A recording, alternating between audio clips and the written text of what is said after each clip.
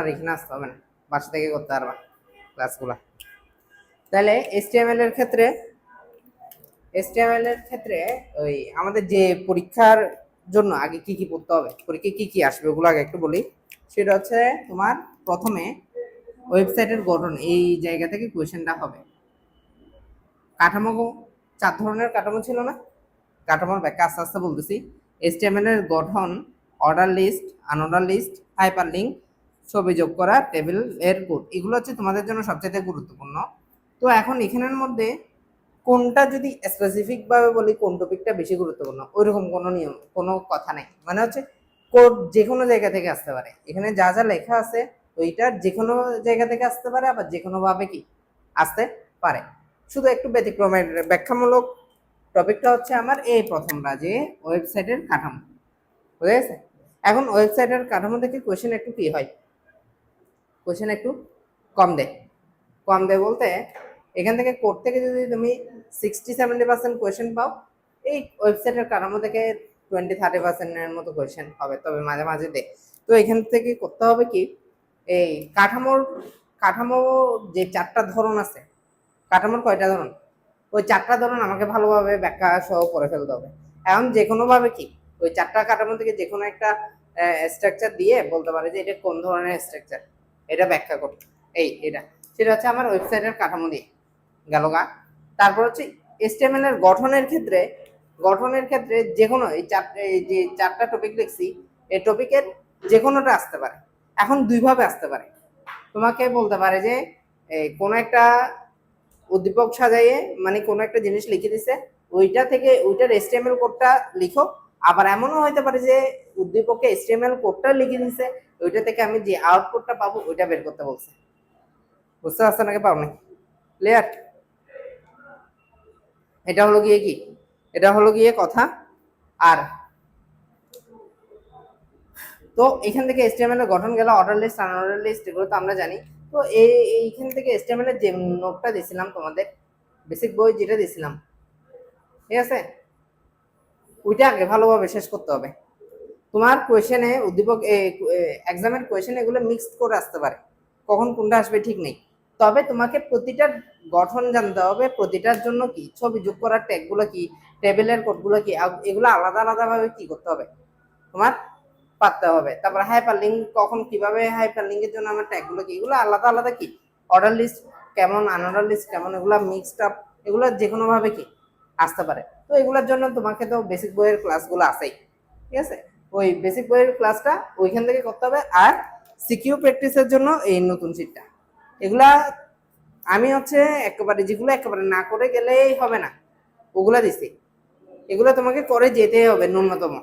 এগুলার বাইরে যদি আরো করতে পারো তাহলে আরো ভালো, ঠিক আছে। এখানে কয়টা সিকিউ আছে, এটাতে প্রায় 12টার মতো সিকিউ আছে, ঠিক আছে, এটাতে 12টার মতো সিকিউ আছে। এগুলো তোমাকে অবশ্যই করে যেতে হবে পরীক্ষার আগে, এগুলার বাইরে আরো করে যেতে পারলে কি আরো ভালো, ঠিক আছে। তাহলে আমরা একটু শুরু করি সিকিউতে। এই ঢাকা বোর্ড 2025-এরটাতে আসো, উদ্দীপকটা আগে বোঝার চেষ্টা করি। এখানে দুইটা চিত্র দেওয়া আছে দেখো উদ্দীপকে, একটা হচ্ছে যে 1 2 3 দিয়ে লিনিয়ার প্রতিটা পেজের সাথে সংযুক্ত, এটা বোঝাচ্ছে। আবার চিত্র নাম্বার 2 দিয়ে হোম, এখানে হচ্ছে একটা ট্রি স্ট্রাকচারের মতো দেখা যাচ্ছে।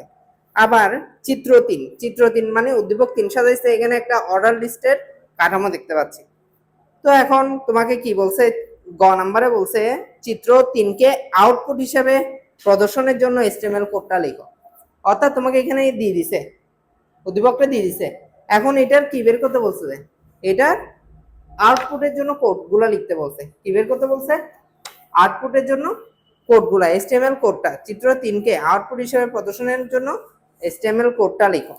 তাহলে এখানে উদ্দীপকটা একটু বোঝার চেষ্টা করি, আনসার তো আমরা মোটামুটি ওগুলা পারা উচিত, আমার মতে পারা উচিত। দেখো আগে উদ্দীপকটা একটু লিখি, ই কার, এফ দিছে কি প্লেন, তারপর এখানে ফাইটার প্লেন দিছে, ফাইটার FIGHTR ফাইটার প্লেন।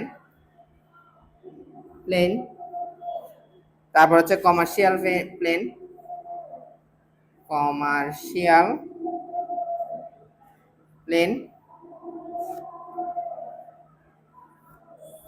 তারপর হচ্ছে আমার প্রাইভেট প্লেন, এটা একটু আমরা আগে বোঝার চেষ্টা করি কি লিখছে। প্রাইভেট প্লেন, তারপরে ইএফজি, নিচে বাইক, তারপর হচ্ছে super bike, electric bike, super bike, electric bike.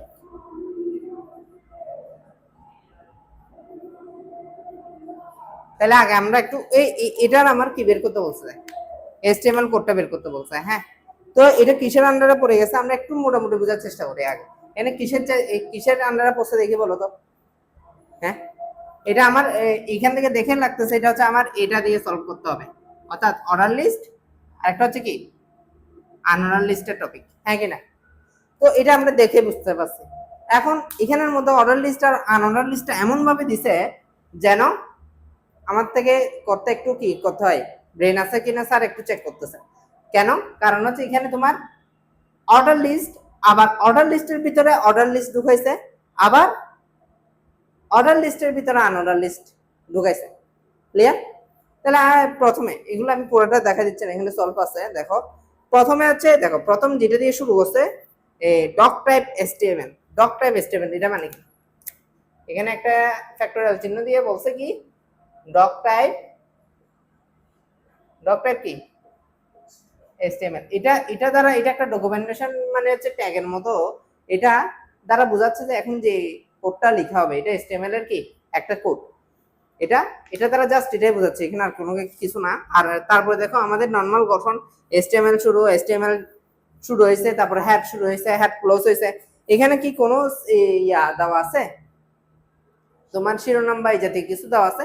নাই। যেহেতু নাই, তাহলে তোমার এখানে HTML লিস্ট লেখাটা দরকার নাই, ওরা লিখে দিচ্ছে আর কি। লিখলেও যে ভুল হবে এমন না, তবে লেখা নাই দরকার নাই, না লিখলেও চলবে। হ্যাড শুরু, হ্যাড ক্লোজ, তারপর বডি শুরু। এই দেখো বডি শুরু হয়েছে আমার এখন বোঝার জিনিস যেটা, সেটা হচ্ছে আমার এখানে কি দেওয়া আছে EFG। তার মানে কি একটা অর্ডার মেনটেন করছে না, তার মানে কি এটা অর্ডার লিস্ট, ক্রম বোঝা আছে EFG। এখন প্রথম লিস্টে কার আছে, কার দিয়ে শেষ, প্রথম লিস্ট শেষ করে দিয়েছি। সেকেন্ড লিস্টে দেখো এটা হচ্ছে প্রথম লিস্টটা, সেকেন্ড লিস্টটা, দ্বিতীয় লিস্টটা প্লেন দিয়ে শুরু হয়েছে, কিন্তু দ্বিতীয় লিস্ট এখানে শেষ হয়নি। শেষ হয়েছে কোথায়, এই প্রাইভেট প্লেনের এখানে গিয়ে। তাহলে দ্বিতীয় লিস্টটা শুরু হয়েছে এখান থেকে দূর পর্যন্ত, বুঝাতে পারছি কিনা।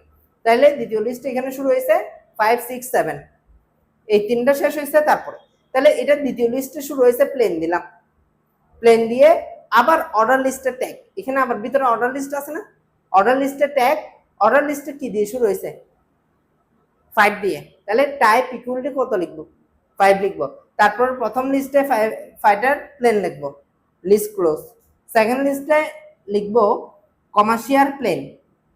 এটা লেখার আগে আমাকে একটা আন্ডারলাইনের ট্যাগ দিতে হবে, যেহেতু এটা আন্ডারলাইন করে দিয়েছে। আন্ডারলাইন ট্যাগ, তারপর হচ্ছে কমার্শিয়াল প্লেন, আবার আন্ডারলাইন ক্লোজ, ট্যাগ ক্লোজ করব ইউ।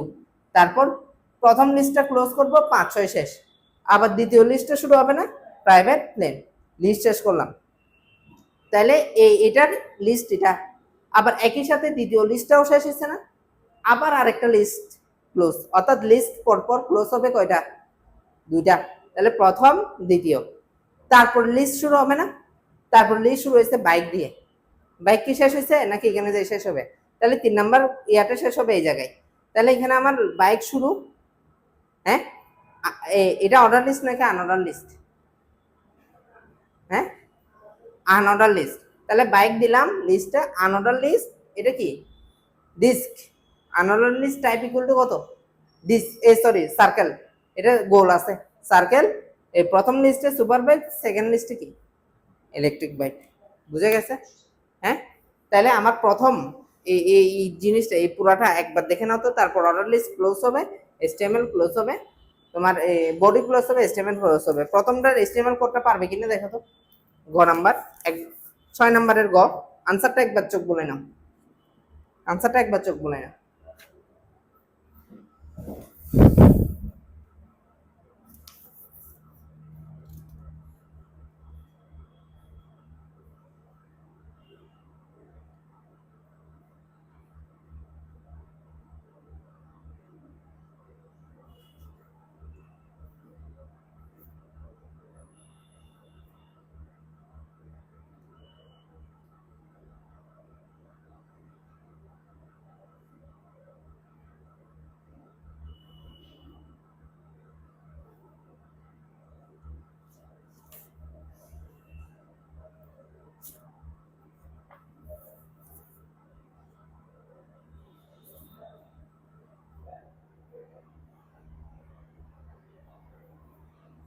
দেখো পারা যাবে।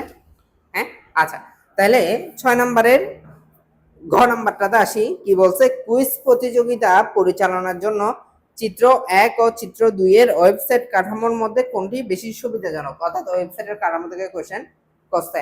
এখন উদ্দীপকের চিত্র 1 এ যেটা দিয়েছে সেটা হচ্ছে আমার লিনিয়ার বা কি লিনিয়ার স্ট্রাকচার, আর চিত্র 2 এ যেটা দিয়েছে সেটা হচ্ছে ট্রি স্ট্রাকচার। বোঝা গেছে নাকি বোঝা যায়নি?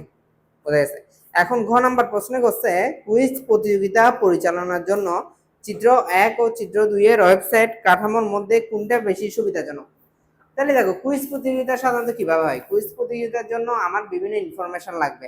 তো আমার প্রথম পেজ কভার করে সেকেন্ড পেজে যেতে হয়, সেকেন্ড পেজ থেকে এরপর